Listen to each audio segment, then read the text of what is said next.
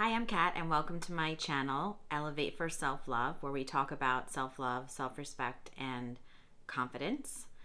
Today's topics are varied. We're going to do a bit of a mix up today on a few different topics. So, the first topic we're going to talk about is the trauma bond. We're also going to be talking about hopelessness after a relationship and taking your power back after the end of a relationship and the idea of relationship addiction. So we're going to mix it up today with a lot of different topics, and they're all related in different ways. So the first thing I wanted to talk about is the trauma bond.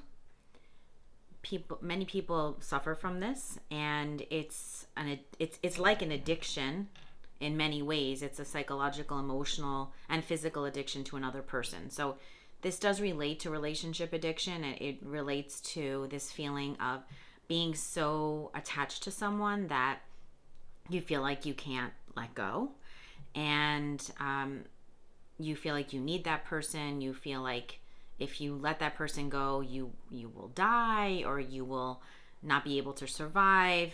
And this happens in very deeply codependent relationships, but it can happen in other relationships too, where you just get, maybe you're very, very attached to this person because you've been with them for many years, or it can happen in healthy relationships as well, that you get very addicted to that person. That being said, if the relationship ends, you need to be able to sever that connection in a healthy way. If the relationship was healthy, you should be able to do that. You should be able to get through that, and having, let's say, a healthy partnership or a healthy relationship, you would have an easier time of letting go, because it's probably more of a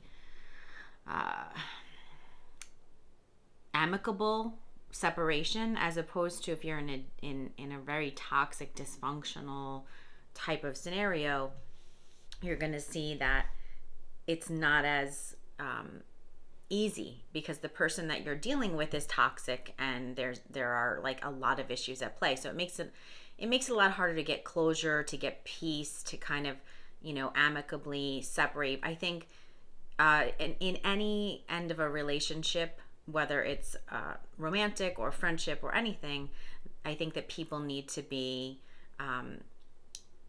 separated for a period of time. I think no contact is huge. It helped me a lot, and I think it helps most people, because when you're not having contact with that person, you are slowly letting go further and further and further. Whereas if you have contact with that person, it's very, very difficult to let go for good. You're constantly reminded of that person. So you want to, at the end of a relationship, whether it's healthy or not, you want to remove that person from your life. You want to remove all reminders of that person from your life. So don't keep mementos. Don't keep, don't listen to songs that remind you of that person, or, doing those kind of things, like looking over memories or pictures of you together.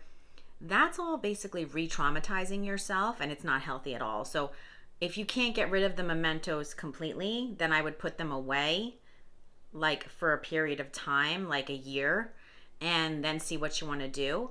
But I would, personally, I got rid of everything, because for me, that part of my life was over, and it wasn't necessarily something I wanted to look back on in any positive way. Yeah, there were some good memories, but it was a time period where I felt I was emotionally abused and used and led on for years. So it wasn't exactly something that I wanted to fondly look back on. At the same time, I understand that this person that I dated, that was their love. That's how they knew how to love. They didn't know anything better or healthier. So for them, I guess that was love. But for me, I wound up in a situation where I was led on, and I felt like I was walking on eggshells, and there were a lot of toxic issues in the dynamic between us. So for me, I let everything go. I deleted all the pictures. I got rid of everything that reminded me of this person, and it has helped me completely get over that person, so that, less than a year later, I am over this person that I was with for several years, which is actually pretty good from what I've heard from other, from my therapist and other people, that getting over someone that quickly when you've been with them for so many years is actually doing pretty great. So I did it that way, and not everybody's the same. Like, you might feel differently, you might want to do it differently, but that's what worked for me, was to cut the person out of my life, and any reminders, I shut them down. So even like when my mind would go towards him, I would shut it down. So I would just completely stop and remind myself that he was no longer in my life, and that thought had to be replaced by something else. So almost like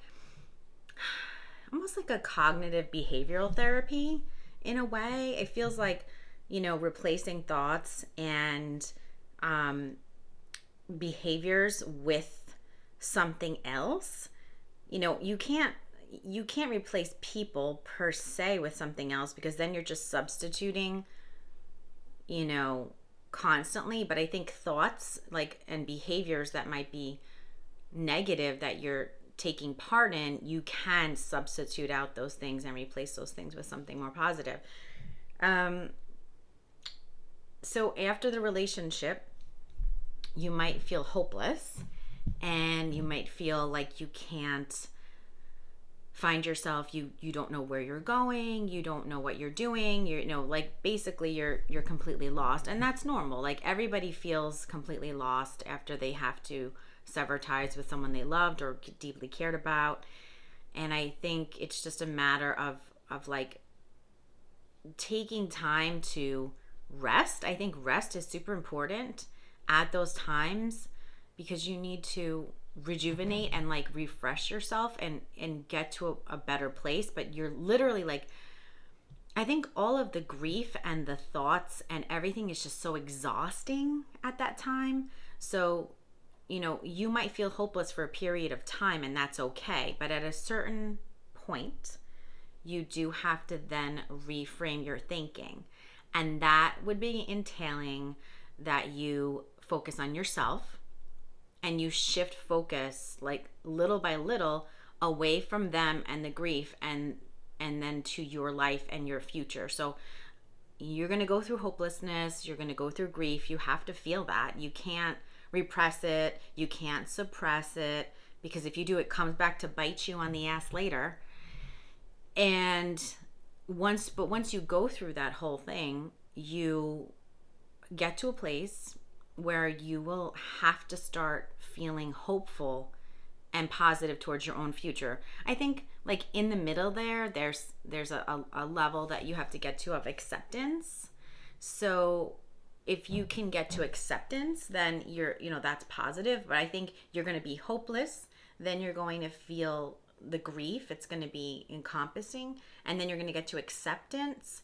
And then after that, you're going to start to become hopeful. You're going to start to look at your future as having some possibility, as opposed to being completely hopeless and feeling like your life is over. But there's a time and a place for all of those pieces and all of those parts of the journey, I guess, towards getting to be healed.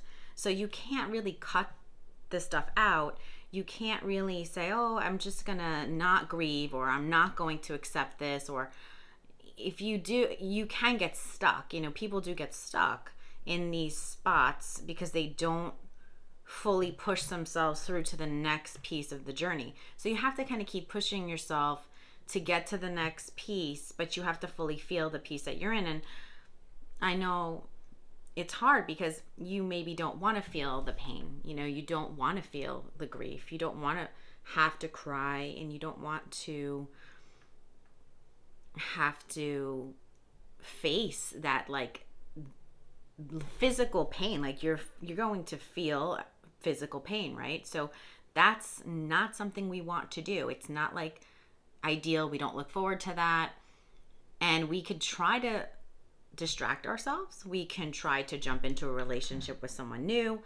We can try a lot of things, but if you don't face that pain and you don't like kind of attack it like head on and say, yeah, I'm going to accept this, I'm going to live this pain, it's going to just come to bite you later. It always does. If you try to repress and you try to pretend that there wasn't that level of pain, it will later become like complicated grief, or it will just pop up at like the most inopportune times that you did not need it to pop up as. It's going to become a chronic issue.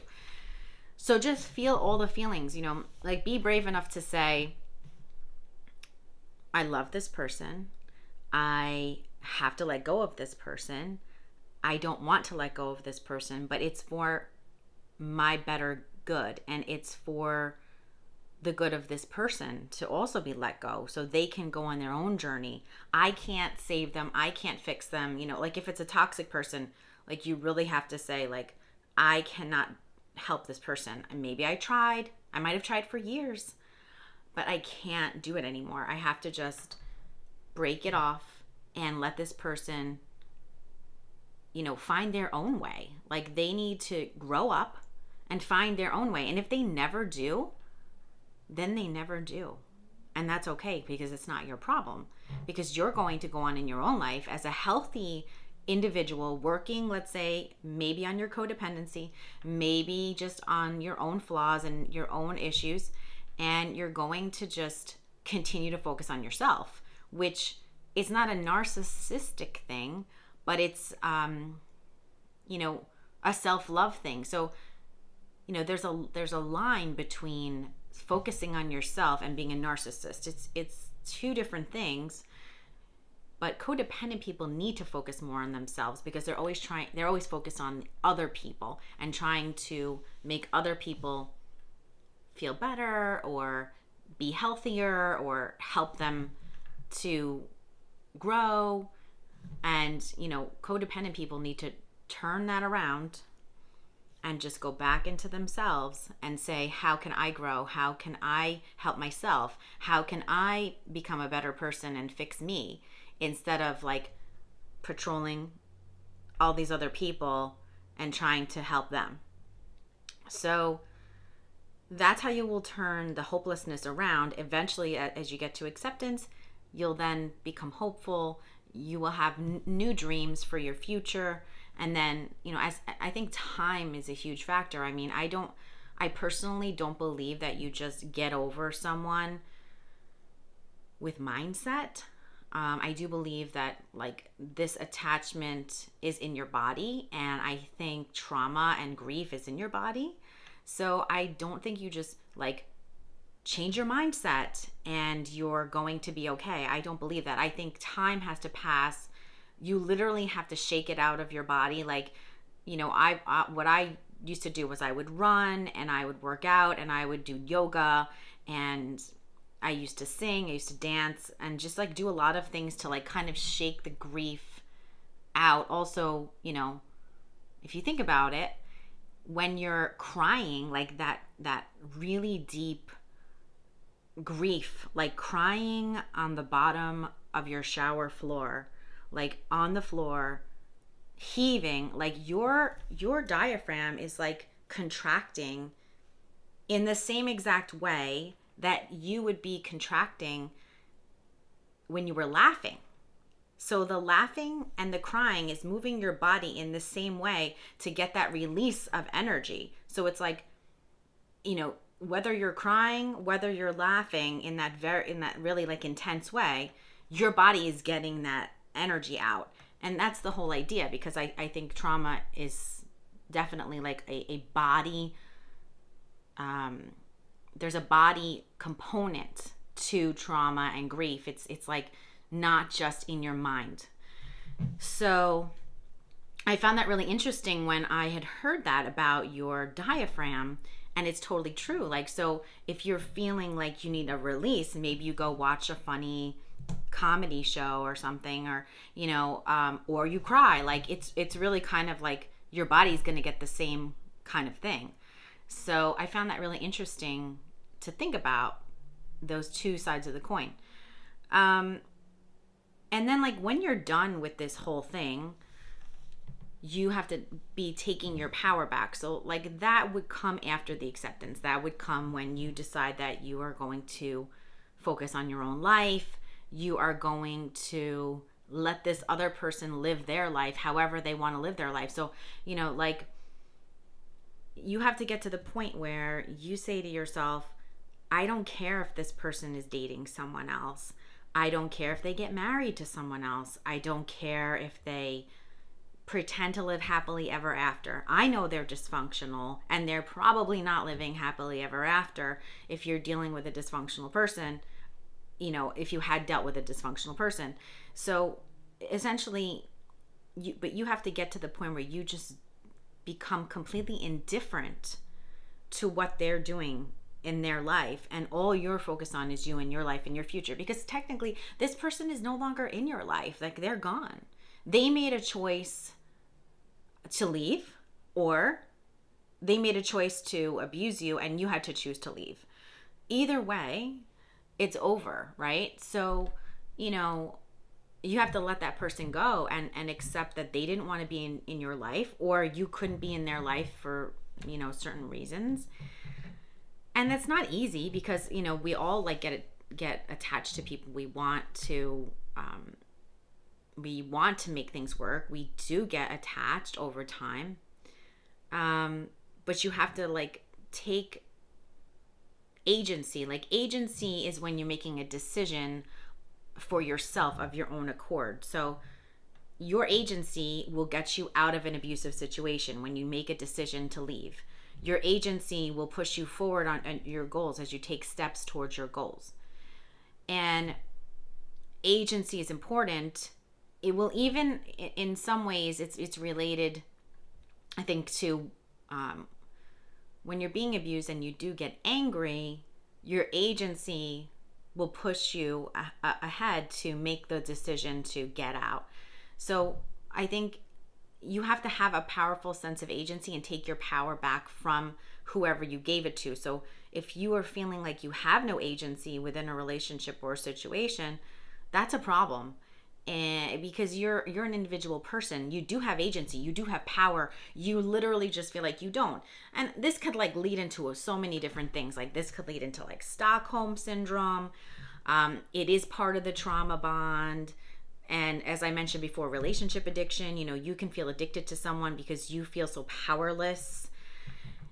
You have to get to a place where you recognize, I am an individual, autonomous person. I am an adult. I am able to move on and leave this situation because I have the agency, the choice to do so. I have the power to do so. And it is in my best interest to leave this situation because it's abusive. I hope that this video helped you today. And if you enjoyed it, please like it and subscribe to my channel. I'll see you next time. Bye-bye.